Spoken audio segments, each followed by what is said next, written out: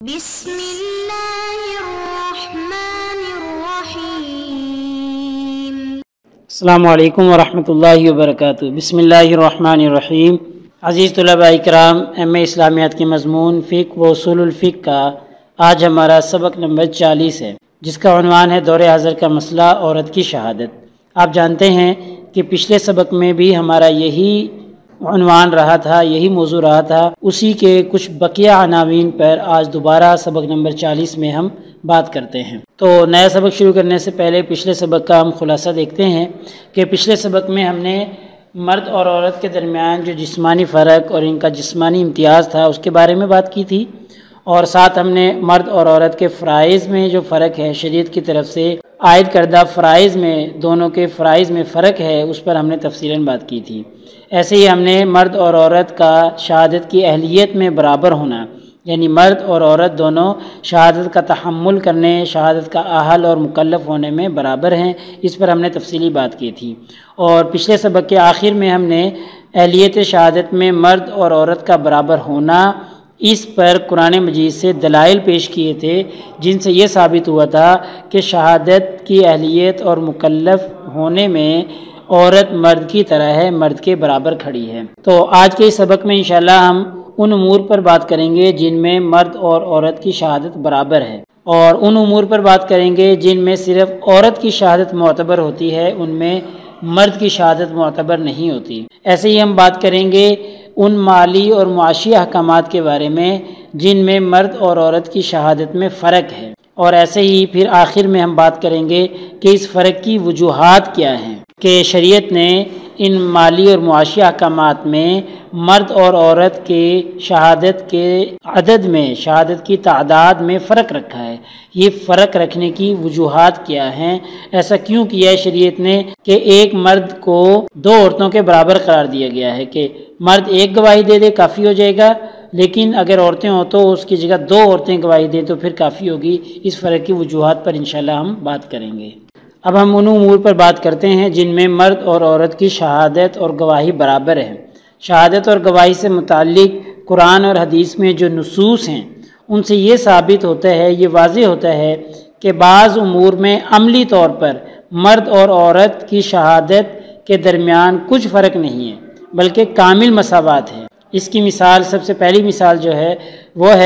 وہ شہادت جس پر کسی انسان کے مومن اور مسلمان ہونے کا دار و مدار ہوتا ہے، یعنی کلمہ شہادت کے ذریعے اللہ کی الوہیت، اللہ تعالیٰ کی توحید اور نبی کریم صلی اللہ علیہ وسلم کی رسالت کی شہادت ہے۔ جس طرح ایک ہی مرتبہ ایک مرد جب کلمہ شہادت پڑھ کر اللہ کی الوہیت اور نبی کریم صلی اللہ علیہ وسلم کی رسالت کی شہادت دیتا ہے تو وہ مومن اور مسلم بن جاتا ہے۔ اسی طرح ایک عورت بھی ایک مرتبہ کلمہ شہادت پڑھنے سے مسلمان اور مومن بن جاتی ہے۔ شرعاً دونوں کی اس شہادت کو یکساں طور پر، برابر طور پر معتبر سمجھا گیا ہے، یعنی اس کے بعد دونوں پر یہ ذمہ داری عائد ہو جاتی ہے کہ وہ قرآن اور حدیث کے شرعی احکامات کی پابندی کریں۔ یہاں پر ایک مرد گواہی دے رہا ہے، اس کی گواہی بھی کافی ہے، اور ایک عورت گواہی دے رہی ہے، اس کی گواہی بھی کافی ہے، یعنی یہاں پر کوئی فرق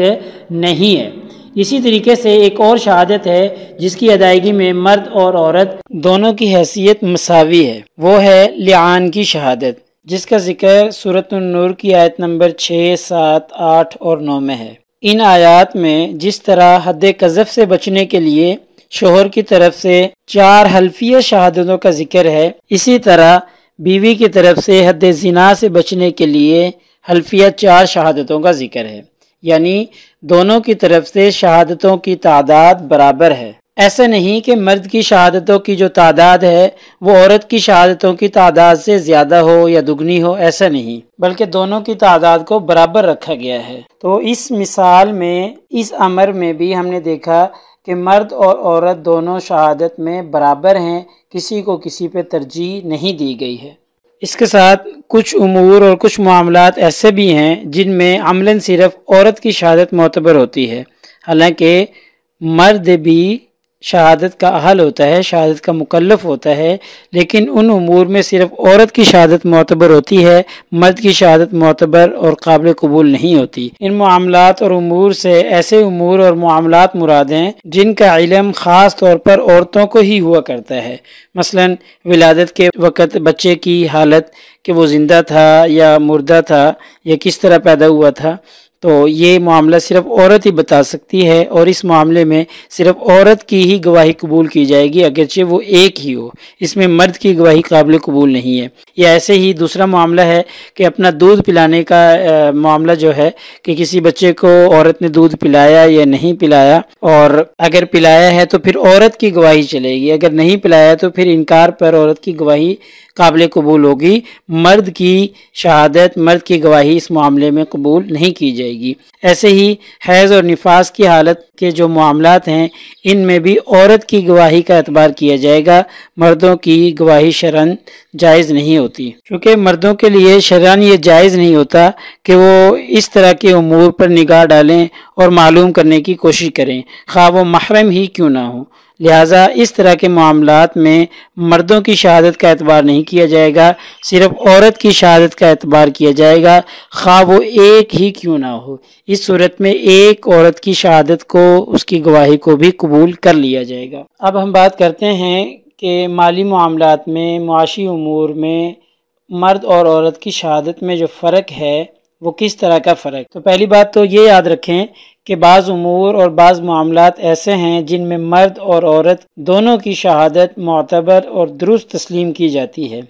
لیکن ایک فرق ضرور ہے۔ وہ فرق یہ ہے کہ دو عورتوں کی شہادت ایک مرد کی شہادت کے برابر ہے۔ ایسے امور اور ایسے معاملات سے مراد وہ مالی اور معاشی قسم کے معاملات ہیں جن میں ادھار، لین دین، قرض کے معاملات، منڈی کے معاملات، خرید و فروخت کے معاملات، اس طرح کے جو معاملات ہیں معاشی لین دین کے، ان میں ایک مرد جو ہے وہ دو عورتوں کے برابر ہے، یعنی یا تو دو مردوں کی گواہی قابل قبول ہوگی، اگر دو مرد موجود نہیں ہیں تو پھر ایک مرد اور دو عورتوں کی گواہی قابل قبول ہوگی، یعنی شریعت نے دو عورتوں کو ایک مرد کے برابر قرار دیا گیا ہے ان معاملات میں۔ اور اس کا ذکر ہم پچھلے سبق میں کر چکے ہیں دلائل کی صورت میں کہ اللہ تعالیٰ نے قرآن میں آیت مدائنت سورۃ البقرہ میں فرمایا ہے کہ جب تم آپس میں ادھار کا لین دین کرو تو پھر اس پر گواہ مقرر کر لو، گواہ دو مرد ہونے چاہیے، اور اگر دو مرد نہیں ہیں تو ایک مرد اور دو عورتوں کو گواہ مقرر کر لو۔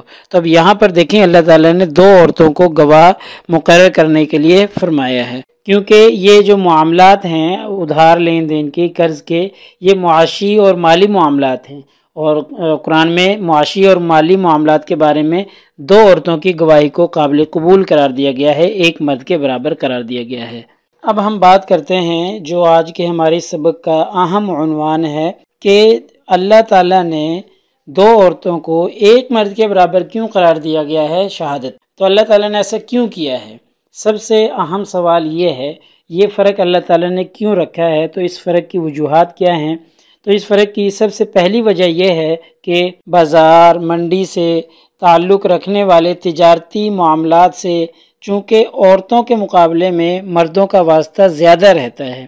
اور وہ نسبتاً زیادہ دلچسپی سے ان معاملات میں، ان امور میں حصہ لیتے ہیں اور بڑی تیزی کے ساتھ ان امور کو انجام دیتے ہیں، اور اس کے مقابلے میں عورتوں کا ان معاملات سے، منڈی، بازار، خرید و فروخت، ادھار لین دین، اس طرح کے معاملات میں عورتوں کا تعلق کم ہوتا ہے، عورتوں کا واسطہ ان چیزوں سے کم پڑتا ہے چونکہ یہ ذمہ داری مرد سنبھال لیتے ہیں۔ تو اس لیے اولاً گواہ کی شہادت کی ذمہ داری مردوں کے کندھوں پر رکھی گئی ہے کہ پہلی صورت دو مرد ہوں، کیونکہ مردوں کا تعلق ان چیزوں سے زیادہ ہے۔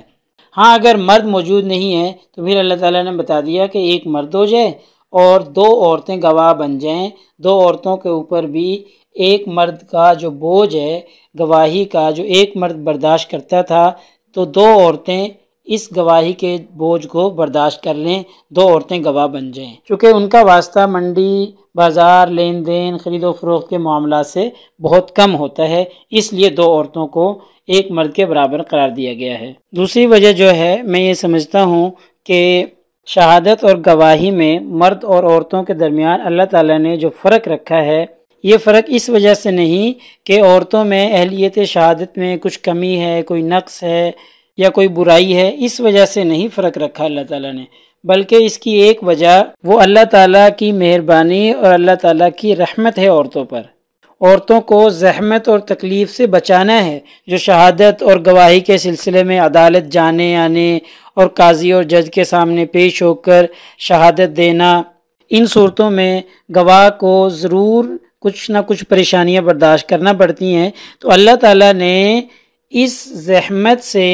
اپنی مہربانی اور اپنی رحمت سے بچایا ہے عورت کو۔ اس لیے اولاً مردوں کے کندھے پر یہ شہادت کا بوجھ ڈالا گیا ہے، دوسرے نمبر پر پھر عورت کے اوپر ڈالا گیا ہے، تاکہ پہلی ترجیح میں مردوں سے یہ ذمہ داری پوری ہو جائے تو پھر عورت جو ہے وہ اس تکلیف سے جانے آنے، قاضی کے سامنے پیش ہونے، قاضی کے سامنے گواہی دینے کی مشقت سے بچ جائے، کیونکہ عورت جو ہے وہ طبعاً کمزور ہوتی ہے اور طبعاً اور عادتاً وہ اس طرح کے معاملات کو برداشت نہیں کرتی، اور اگر برداشت کر بھی لے تو پھر خوشی کے ساتھ برداشت نہیں کرتی اور اس پر بڑی تنگی اور بڑا شاق گزرتا ہے۔ اس لیے اللہ تعالیٰ نے پہلی ترجیح میں مردوں کے اوپر یہ ذمہ داری دی ہے۔ ایک تیسری وجہ یہ ہے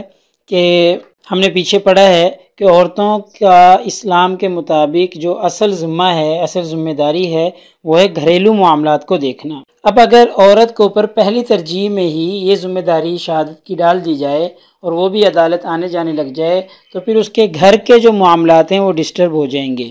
ان میں کمی اور کوتاہی آ جائے گی، ان کی طرف عورت کی توجہ نہیں رہے گی، گھریلو جو فرائض ہیں، جو ذمہ داریاں ہیں، ان میں خلل واقع ہو جائے گا۔ اس لیے اللہ تعالیٰ نے پہلی ترجیح میں مردوں کے اوپر یہ ذمہ داری ڈالی، دوسری ترجیح میں عورتوں کے اوپر ڈالی، اور وہ بھی اس طریقے سے کہ دو عورتیں ہوں، تاکہ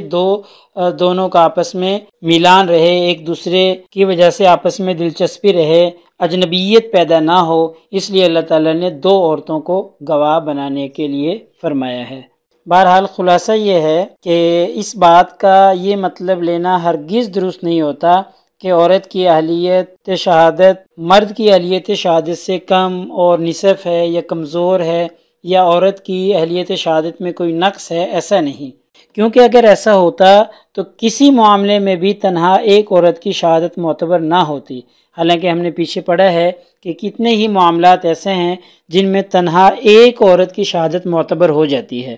اور ایسے ہی کتنے ہی معاملات ابھی ہم نے پیچھے پڑھے ہیں کہ جن میں مرد اور عورت گواہی دینے میں برابر کے درجے کے ہیں، ایک دوسرے کے برابر ہیں، ان میں تعداد کا کوئی فرق نہیں رکھا گیا، بلکہ ہم یوں کہہ لیں آسان الفاظ میں کہ اہلیت شہادت کے لحاظ سے مرد اور عورت کے درمیان میں کچھ فرق نہیں، بلکہ دو عورتوں کی مشترکہ شہادت کو ایک مرد کی شہادت کے برابر قرار دیا گیا ہے۔ آگے قرآن مجید میں اسی آیت میں اس کی وجہ بھی بیان فرما دی کہ ان تضل احداہما فتذکر احداہما الاخری، کہ ان دونوں میں سے اگر ایک بھول جائے تو دوسری اس کو یاد دلا دے۔ اس لیے جو ہم نے پیچھے فرق کی وجوہات پڑھی ہیں، ان وجوہات کی وجہ سے اللہ تعالیٰ نے دو عورتوں کی گواہی کو ایک مرد کی گواہی کے برابر قرار دیا ہے۔ لہٰذا آج کے ہمارے اس سبق کا خلاصہ یہ بنتا ہے کہ آج ہم نے ان امور پر بات کی ہے جن امور میں مرد اور عورت کی شہادت برابر ہوتی ہے، یعنی جتنے مرد اتنی عورتیں گواہی دے دیں تو وہ برابر قرار دی جاتی ہے۔